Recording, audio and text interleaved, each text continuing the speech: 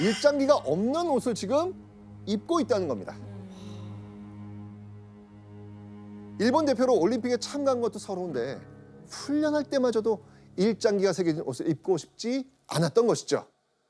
게다가 올림픽 우승 후에도요. 손기정은 일본에게 미움을 살 행동을 거리낌 없이 합니다. 지금 보고 있는 건 손기정의 친필 사인입니다. 코리아라고.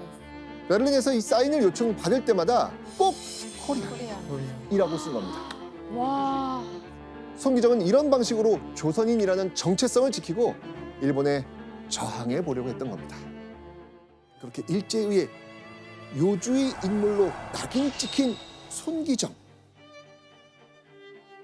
자, 그렇다면 귀국한 후 손기정은 어떤 삶을 살았을까요? 손기정은 뜻밖의 선택을 합니다. 그토록 사랑하던 마라톤을 그만두고 조선저축은행에 취업을 한 겁니다. 손기정이 마라톤회에서 돌연 은행원이 돼버린 거예요. 은행? 은행원이요? 조선으로 돌아온 후 손기정은 일제히 끊임없는 감시에 시달립니다. 손기정이 누구를 만나고 어디를 가는지 일본 경찰이 사사건건 감시하기 시작한 거죠. 혹시 손기정이 조선인들과 모여 문제를 일으킬까 봐 일거수일투족을 주시했던 겁니다. 일제히 핍박에 시달리다 못한 손기정은 결국 마라톤 선수로서의 삶을 완전히 접어야만 했습니다. 그렇게 선수 생활을 강제로 포기했을 때 손기정 나이는 몇 살이었다? 25살. 와. 아 그래요? 네. 너무 일찍 그만두고. 어린 그렇죠. 나이에. 세계 최고의 마라토너가 됐지만 다시는 선수로서 경기장을 달리지 못하게 된 겁니다. 그렇게 올림픽 금메달리스트 손기정의 삶은 점점 잊혀만 갑니다. 그런데 1945년 우리나라가 광복된 이후 손기정은 깜짝 놀랄 모습으로 나타납니다. 자, 당시의 모습을 사진으로 확인해 보시죠. 웃는 어디 있지? 얼굴들이 보이네요. 네, 사진 속 맨 앞쪽 줄 두 번째에 있는 사람, 아. 이 사람이 바로 손기정입니다. 그리고 손기정 왼쪽에 있는 인물, 평생 동료 누구? 남승용. 남승용입니다. 아 남순. 네. 사진 속 맨 왼쪽에 있는 현판, 네. 여기 지금 뭐라고 쓰여 있을까요? 마라손. 마라손 선수 합숙소. 아 마라톤 선수. 예, 당신은 마라톤을 마라손이라고 불렀거든요. 아.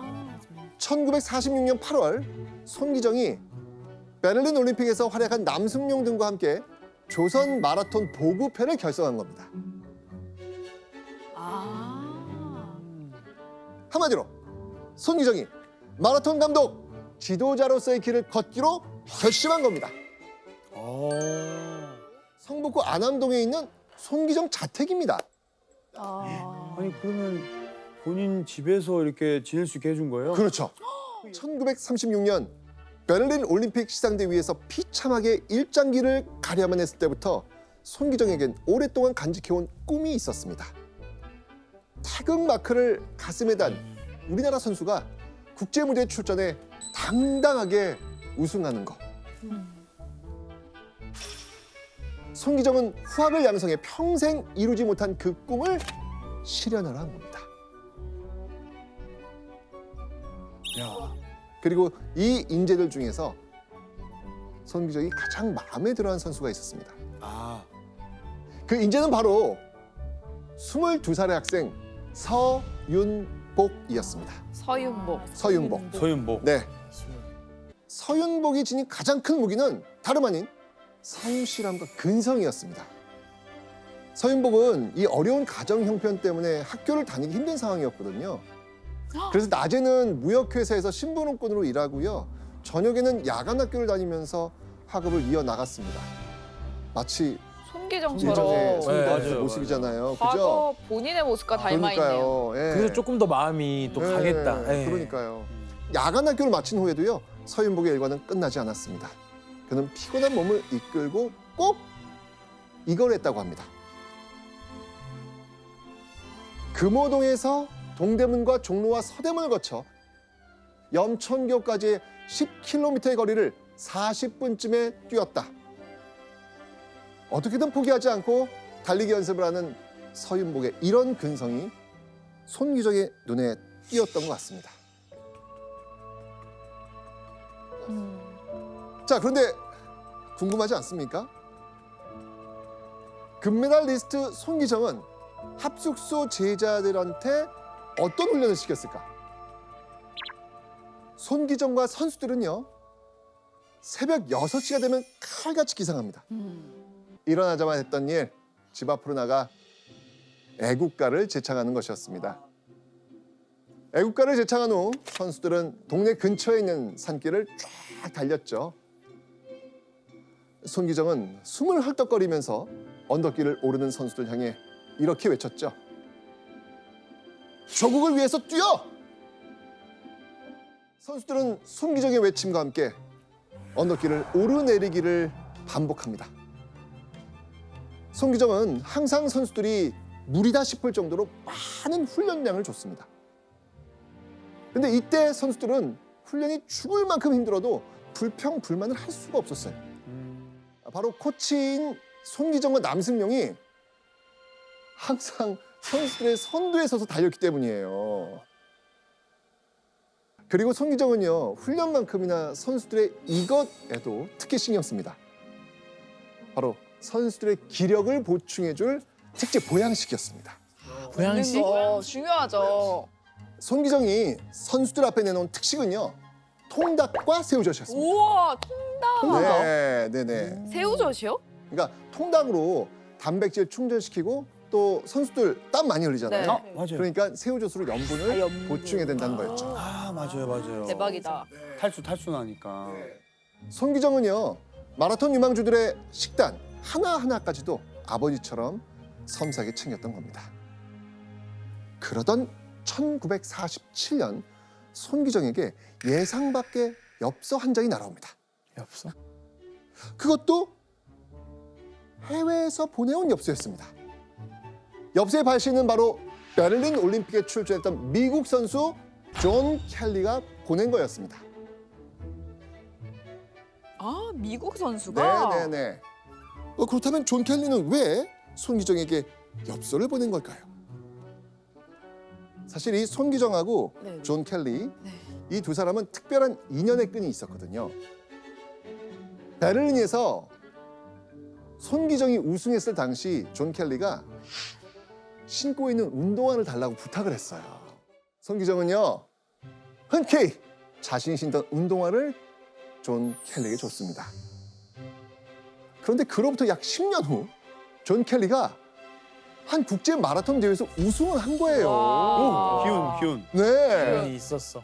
존 켈리는 손기정이 준 운동화의 그 기운 덕분에 우승한 것 같다면서 고마운 마음을 담아가지고 땡큐 손 하면서 엽서를 보냈던 거예요. 그런데 이때 손기정은 존 켈리의 우승 소식과 함께 엽서에 적힌 한 부분을 보고 눈이 반짝였다고 합니다. 보스턴 마라톤 대회였습니다. 이 대회 유명한 대회죠. 맞습니다. 이 보스턴 마라톤 대회는요, 세계 4대 마라톤 대회 중 가장 오랜 역사를 가진 대회인데요. 그만큼 오랜 전통과 권위를 자랑하는 대회입니다. 그런데 손기정은 왜 보스턴 마라톤 대회라는 이 부분을 보고 눈을 반짝였을까요? 사실 보스턴 마라톤 대회가 있다는 사실을 처음 한 거예요. 몰랐어요? 네. 그래요? 여태껏 이 손기정은 마라토너가 나갈 수 있는 국제대회는 오직 올림픽만 있다라고 알고 있었던 거예요. 아. 이야, 이게 기회네요. 기회죠. 광복 이후 한국은 한 번도 국제대회에 출전한 적이 없었습니다. 그런데 후배들이 자신을 대신해 가슴에 태극기를 달고 우승을 한다? 손기정은 자신이 못다 이룬 꿈을 이룰 철호의 기회라고 생각을 합니다.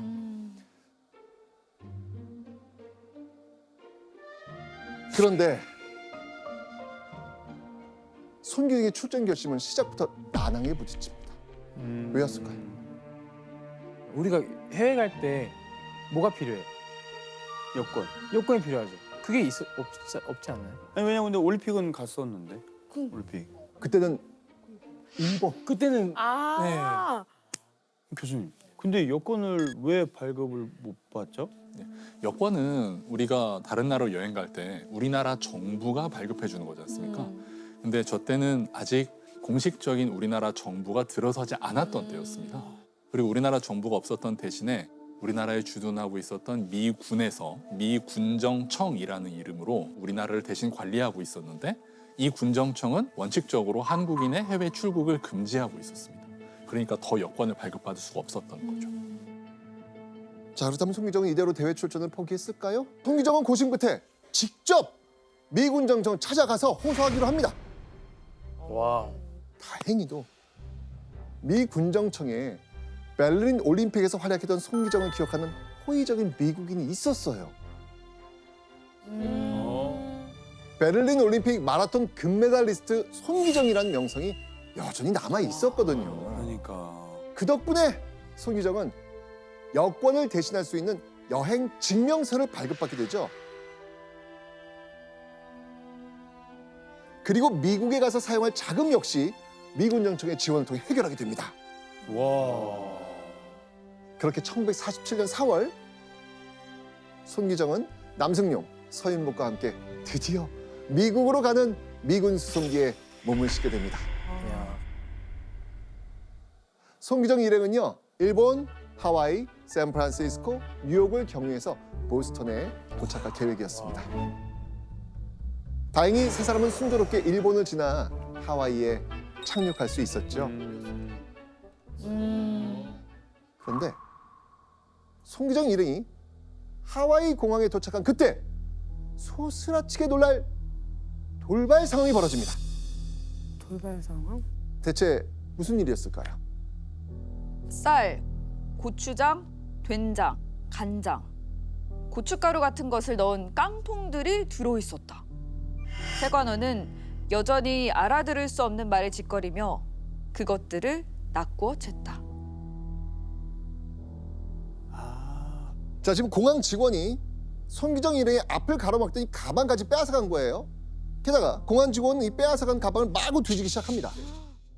손기정 일행의 여행 증명서가 하와이까지만 통했던 겁니다.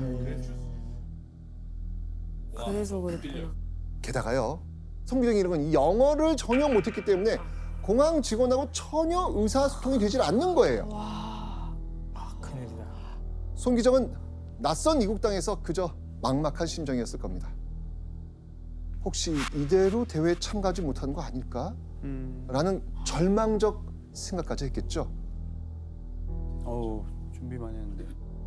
결국 송기정 일행은요, 모든 짐을 빼앗긴 채 공항에 붙잡혀 있을 수밖에 없었습니다.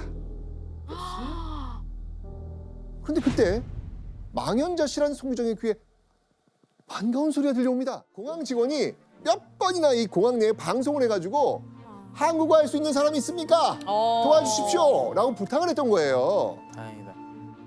그 공항에서 그 방송을 들은 한국 교포 목사가 송기정 일행을 도우러 왔던 겁니다. 와, 너무 다행이네요.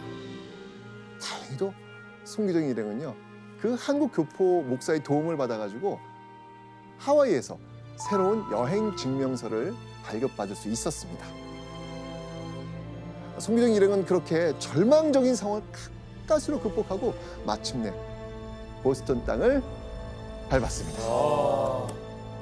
무사히 보스턴에 도착하긴 했는데, 아이쿠야, 송기정은 이 대회를 앞두고 속이 새까맣게 타들어갑니다.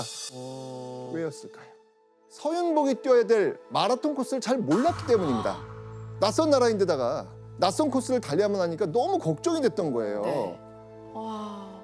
게다가 대회에 출전해야 될 선수 서윤복의 컨디션이 최악이었거든요. 그러던 찰나 두 사람은요, 서윤복이 악조건을 극복할 수 있게 도와줄 기발한 아이디어를 냅니다. 모인 사람들로 응원단이 조직되어 저마다 코스 중간중간에서 우리들을 기다리기로 했다. 당시 보스턴에는 몇 명의 교포와 한국인 유학생들이 있었습니다. 교포와 한국인 유학생들을 모아가지고 응원단을 꾸린 후에 마라톤 코스마다 세워두기로 한 거예요. 코스 중간중간에 한국인들이 서 있으면 혹시나 서윤복이 낯선 마라톤 코스를 헷갈린다고 해도 쉽게 길을 찾을 수 있잖아요. 또 외국인들 사이에서 조선인들이 응원해 주는 것만으로도 서윤복에게는 큰 힘이 될 수 있겠죠. 그럼요. 예. 그죠? 네.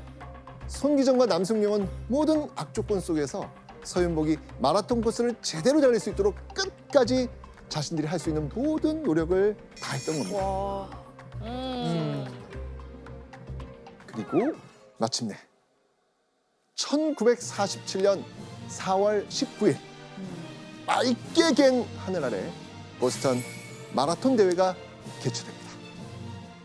서윤복 역시 출발선 앞에 섰습니다. 그의 가슴에는 코리아라는 국가명과 함께 태극 마크가 달려 있었습니다. 서윤복과 함께 출전한 또 한 명의 선수가 있었습니다. 누구였을까요? 남승용? 맞습니다. 아. 아니 코치 아니에요? 네, 당시 남승용은요 35살. 그러니까요. 마라톤 선수로서 뛰기에는 나이가 많죠. 네. 그런데 태극 마크 한번 달고 뛰고 싶다는 그 마음 하나로 대회 출전을 한 겁니다. 드디어 출발! 신호와 함께 선수들이 달려 나갑니다. 서윤복은요 경기 초반부터 다른 선수들보다 뒤처져서 달렸습니다. 네, 송기정 역시 베를린 올림픽 마라톤 경기 초반에 다른 선수들보다 뒤처져서 달렸잖아요. 네. 송기정은 서윤복을 보면서 그때의 기억이 주마등처럼 지나가지 않았을까요? 그러네요. 한편으로는 송기정은 컨디션이 좋지 않은 이 서윤복이 자신과 달리 치고 올라오지 못할까 봐 몹시 조바심이 나기도 했습니다. 서윤복은요 10km 지점부터 겨우 3위 그룹으로 올라서기 시작합니다. 나온다. 서윤복의 눈앞에는 강력한 우승 후보자 핀란드 선수가 보입니다. 오. 기필코 핀란드 선수를 따라잡고 싶었지만 거리가 좁혀지질 않아요. 이 서윤복의 몸이 뜻대로 움직여주질 않는 거예요. 준비만 했는데. 그러니까요. 그런데 서윤복이 지쳐가던 바로 그때 귓가에 우렁찬 목소리가 들려옵니다. 윤복아, 조국을 위해 싸워!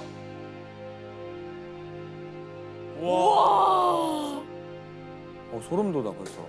목소리의 주인공 바로 송기정이었습니다. 송기정은 쩌렁쩌렁한 목소리로 온 힘을 다해 서윤복을 응원했습니다. 야. 그리고 손기정이 조국을 외친 그 순간 서윤복은 마치 엔진을 하나 더 단 듯 빠르게 치고 나갑니다. 그리고 마침내 서윤복이 핀란드 선수를 제치고 선두에 올라선 겁니다.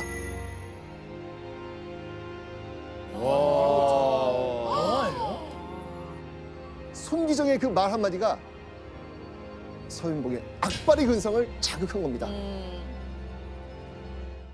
과연 보스턴 마라톤 대회 결과는 어떻게 됐을까요?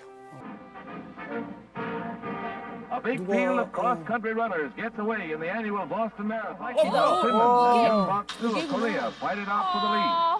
귀여운 게. The Korean caught the sprinting team and 걔가 forced 왜 ahead, 나와? not only winning by 2/3 of a mile, but clipping a minute over.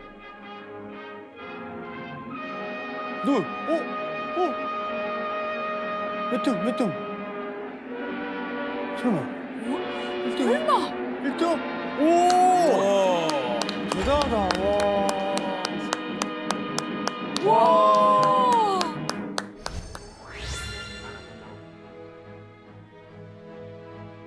야. 결승선을 제일 먼저 통과한 우승자는 바로 서윤복이었습니다.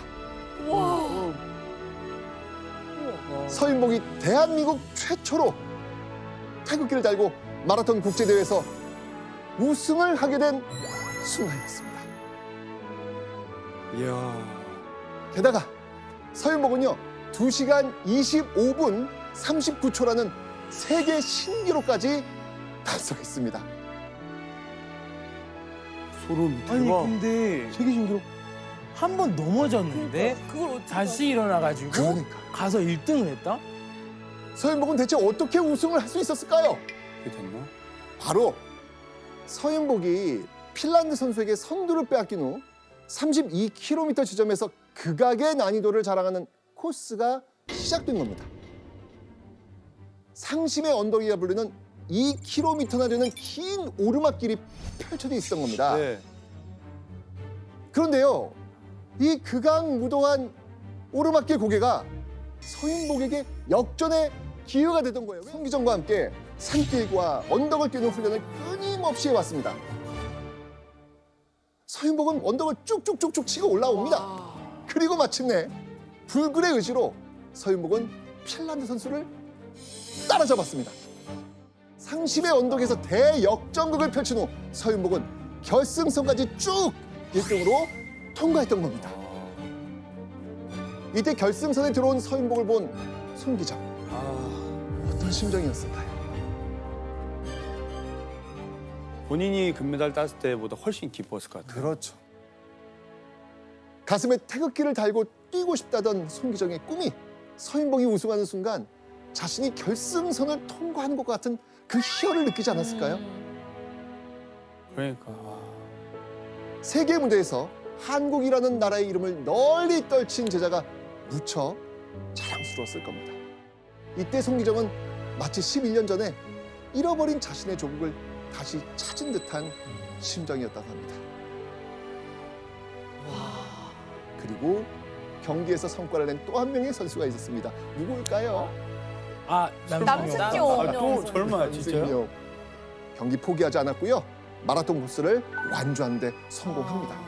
남승용은 153명의 선수 중 12위로 결승선에 들어옵니다. 서윤복과 남승용 모두 국가대표로서 이 조국의 위상을 드높인 겁니다. 서윤복은 당당히 시상대의 가장 높은 곳에 올라섰습니다. 그리고 보스턴 하늘 높이 태극기가 올라갔죠. 우승을 거머쥔 서윤복의 가슴에는 태극마크가 빛나고 있었습니다. 1947년 6월 금이 환영한 손기정 일행은 인천항을 통해 귀국합니다. 부둣가에는요 와. 서윤복의 소식을 들은 수만 명의 인파가 태극기를 흔들고 있었습니다. 손기정이 베를린 올림픽 귀국 당시 받지 못했던 열렬한 환영을 지금 이 순간 받게 된 겁니다. 맞네요. 자, 그렇게 손기정은 지도자로 승승장구하면서 한국 마라톤의 부흥을 이끌었습니다. 그 이후로도 손기정은 평생 온몸을 바치면서 마라톤계의 아버지로서 맹활약했지요. 그리고 30여 년이 지난 1988년 서울. 어떤 역사 사건이 있었나요? 88년은 서울 올림픽. 그렇죠. 맞습니다. 우리나라에서 올림픽 대회가 개최된 겁니다. 전 세계의 이목이 쏠린 순간 수만 관중의 환호와 함께 88 올림픽의 막이 오릅니다. 그런데 그때 우리에게 익숙한 한 인물이 올림픽 경기장으로 뛰어들어옵니다.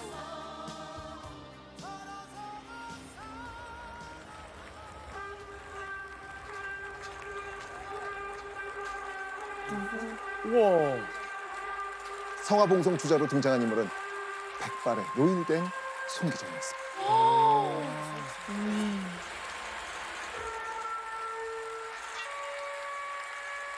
손기정은 성화를 들고 뛰는 그 순간이 너무 벅차올라 어린아이처럼 팔짝팔짝 뛸 수밖에 없었다고 발표합니다. 여기까지 오는데 대체 얼마나 걸린 걸까요? 무려 52년. 한 번이라도 태극마크를 달고 뛰고 싶었던 한 손기정은 76세가 되어서야 풀 수 있게 된 겁니다.